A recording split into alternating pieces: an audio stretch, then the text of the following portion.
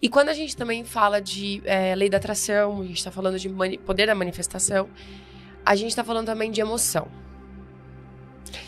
Então, não é só eu acordar, ficar em posição de lótus. E aí, porque as pessoas nas redes sociais acham que é isso, né? Eu sou rica, eu sou rica, eu sou rica, eu sou rica, maravilhosa, sou rica, sou rica. Não. Se eu não sentir, não acontece. Isso, como diz o Dr. Fred Alan Wolf, é loucura imaginária, né? Ele fala isso um surto, né? Ele fala isso no documentário O Segredo, eu acho muito legal. Ele falou, não tô falando de uma loucura imaginária, não. Ficar pensando, sou rica, maravilhosa, não vai mudar nada na sua vida, tá? Agora, se você decidir se tornar rica e acordar todos os dias obstinada a fazer isso, ninguém te segura. Então, não é querer. Querer todo mundo quer. Por exemplo, você acha que as pessoas te veem na internet e os profissionais da sua área também não queriam ter um programa? Lógico que quer, é incrível, é maravilhoso. Mas por que todos não têm? Porque não escolheram. Porque quando a gente escolhe maravilhosa, tem todas as coisas maravilhosas e também tem todas as coisas desafiadoras. A lá sorte, de novo. Exatamente. Então, por exemplo, para ter esse programa, quantas pessoas você deixa em casa? Quantas horas de sono? Porque não é só chegar aqui. Porque tem toda a pauta, tem tudo que você vai fazer, tem toda a programação, escolher os participantes, cada um de uma área diferente, perguntas diferentes, tem todos os profissionais, tem edição, tem os profissionais que vão colocar nas suas redes. É um mundo por trás disso. Então, quero um programa. Legal, subjetivo. Decido ter um programa. Aí é diferente. Porque a partir do momento que eu decido, por exemplo, ser rica, eu preciso olhar para a minha situação atual. Bom, minha situação... Vou usar a mais esdrúxula. Minha situação atual. Tô desempregada há 2 anos, não tenho nenhuma profissão, não sei o que fazer. Tô nessa situação. Ok. Então, a partir do momento que eu identifiquei que eu tô ali, né, na lama, eu preciso pensar aonde eu quero ir. Porque ser rico também é subjetivo, né? O que é ser rico? Então, para uma pessoa que ganha um salário mínimo, ser rico, de repente, é 10 mil reais. Para uma pessoa que tem um prolabore de 100 mil reais, 10 mil reais não paga, às vezes, nem a casa que mora, entendeu? Então, eu preciso decidir para onde eu quero ir. Bom, eu quero sair do zero e quero ganhar todo mês 5 mil reais. Bacana, eu já sei o que eu tenho que fazer. Ok. 5 mil reais. Então, a primeira coisa que eu preciso fazer é, bom, eu vou trabalhar para os outros ou eu vou empreender em algo? Se eu for trabalhar para os outros, entendendo essa situação que eu não tenho nenhuma formação, eu tenho que entender que vai levar um tempo. Porque pensamento positivo sem ação não gera resultados. Agora, eu posso empreender. E, de repente, empreendendo, eu vou encurtar esse caminho. Eu vou explicar como vai entrar a lei da atração. Vamos imaginar que eu não tenho nenhuma profissão, só que eu faço um brigadeiro maravilhoso. Todo mundo que vem em casa e come meu brigadeiro fala, nossa, doutora Próton, eu queria comer esse brigadeiro todo dia. Então, o que eu faço? Eu faço a receita do brigadeiro, embalo ali bonitinho e vou vender no meu condomínio, vou vender na frente da faculdade. Quanto que eu começo a ganhar com esse brigadeiro? Eu comecei a ganhar 500 reais. Como eu decidi que eu vou ser próspera, eu começo o quê? Visualizar todos os dias e agradecer por cada brigadeiro. Entreguei um brigadeiro, gratidão, universo, por minha venda. Entreguei outro brigadeiro, gratidão, universo, por minha venda. Eu começo a alimentar o meu campo. Gratidão, gratidão. Eu começo a elevar minha vibração. Então, aquela pessoa que vende para 10 pessoas, ela começa a vender para 20, para 30, etc. Vai chegar um teto, vai chegar um momento que essa pessoa ela vai esgotar o quanto ela consegue vender. Só que a pessoa que tem pensamento de prosperidade, ela vai fazer o quê? Bom, eu sozinha consigo isso aqui. Então, agora eu vou pegar minha vizinha que também está desempregada e eu vou dar 20%, vou dar 30% do que ela vende e vou botar ela para vender para mim. Eu vou ganhar 30% em cima, mas eu não vou fazer nada.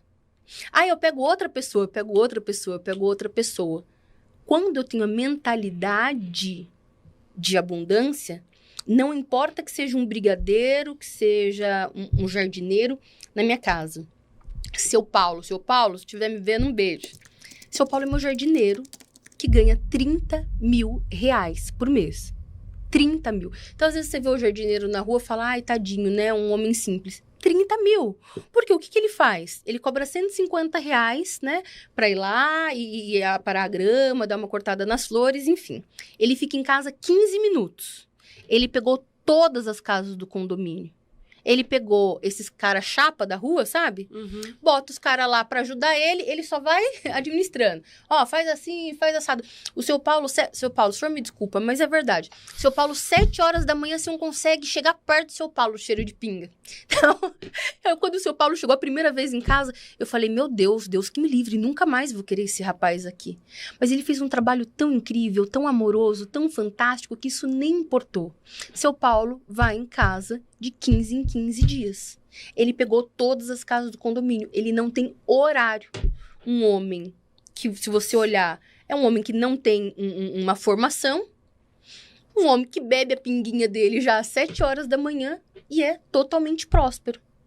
Olha Que só. médico ganha 30 mil hoje em dia? Que engenheiro ganha 30 mil? Então, um dia eu sentei com ele e falei, seu Paulo, como que o senhor teve essa ideia?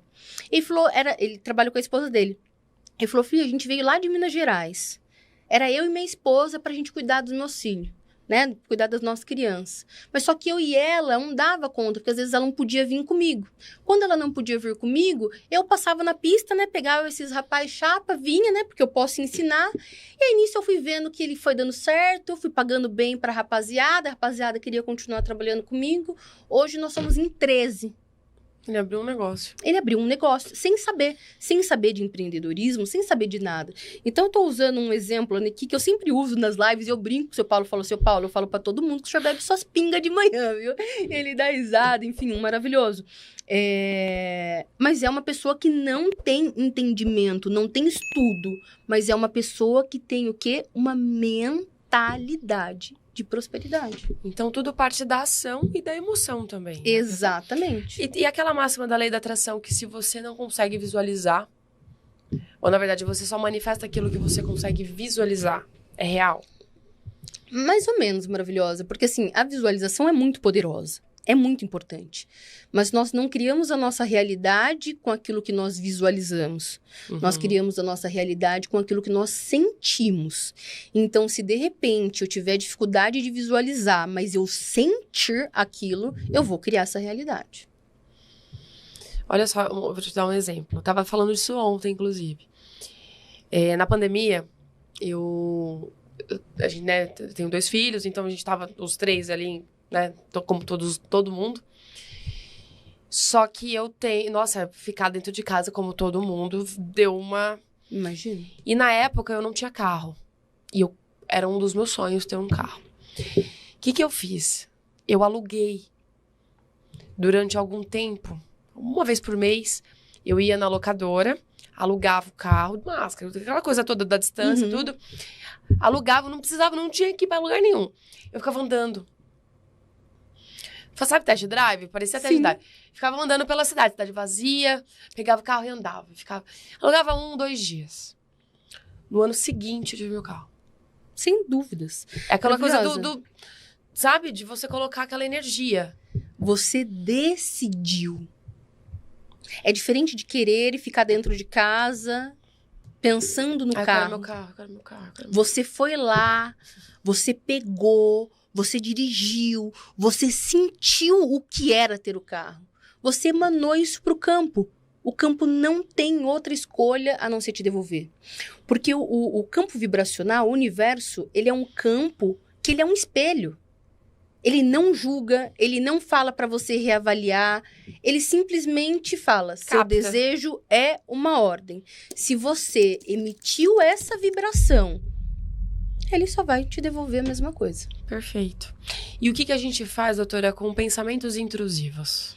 É muito delicado, mas os pensamentos intrusivos que, né, todas as pessoas têm, eles estão muito neuroassociados com o seu estado vibracional também. Então, se você é uma pessoa que, por exemplo, consome muitas coisas positivas, você não vai ter muitos pensamentos intrusivos, porque a sua mente não é alimentada com isso. Agora, se você é uma pessoa que fica em baixa frequência vibracional, você vai ter mais pensamentos intrusivos. Então, tô com um pensamento intrusivo? Vai pro YouTube, clica no seu programa, assiste pessoas falando sobre autoconhecimento, coloca uma música diferente, coloca um filme de comédia, ou seja, muda a vibração, que os pensamentos vão embora. Muito bem. E esse tipo de exercício, né, de você reprogramar a sua mente o tempo todo, aí eu vou falar um pouquinho dessa parte mais astrológica entre aspas, tá, gente? Não vamos confundir também, que a gente também questiona bastante coisa aqui, que é a questão do seguir o meu destino. Então, quando a gente fala de astrologia, quando a gente fala de ferramentas, oráculos, todo mundo quer saber o que tem aí no destino.